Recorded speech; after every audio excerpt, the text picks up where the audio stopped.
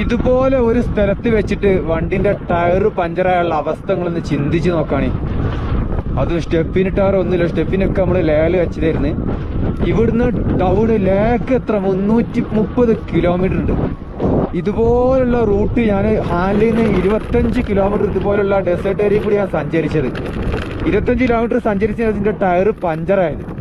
എന്നിട്ട് ഞാൻ തിരിച്ചിട്ട് ഇവിടുന്ന് ആ പഞ്ചറായ ടയറും കൊണ്ട് ഞാൻ ഓടി, ട്യൂബും ഒക്കെ പൊട്ടി, ഒന്നും ചെയ്യാൻ പറ്റാതായി. പിന്നെ എന്റെ ടയറിന് വരെ പ്രശ്നമായി.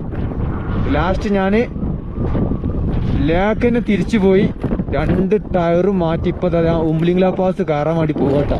എക്സ്ട്രാ ടയറൊക്കെ കയ്യിൽ വെച്ചിട്ടുണ്ട്. എന്ത് തന്നെ റിസ്ക് എടുത്തിട്ടാൽ പാടില്ല, ഈ ഉംബ്ലിംഗ്ല പാസ് കയറിയിട്ട് അവിടുന്ന് തിരിച്ചു പോകും.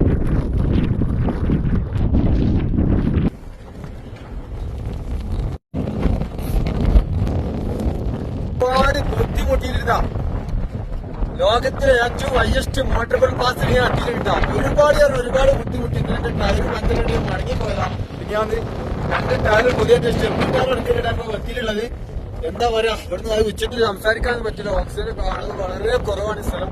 ഏതായാലും ഒന്നും പറയല്ല, പറയാൻ വാക്കുകളില്ല. ഒരു യാത്ര ഇഷ്ടപ്പെട്ട റെഡി ചെയ്യാൻ ആഗ്രഹിക്കുന്ന ഒരാളെ സംബന്ധിച്ചിട്ട് ഉംബ്ലിംഗ്ല പാസ് എന്ന് പറഞ്ഞാല് ജീവിതത്തിലെ ഒരു വലിയൊരു സംഭവമാണ്.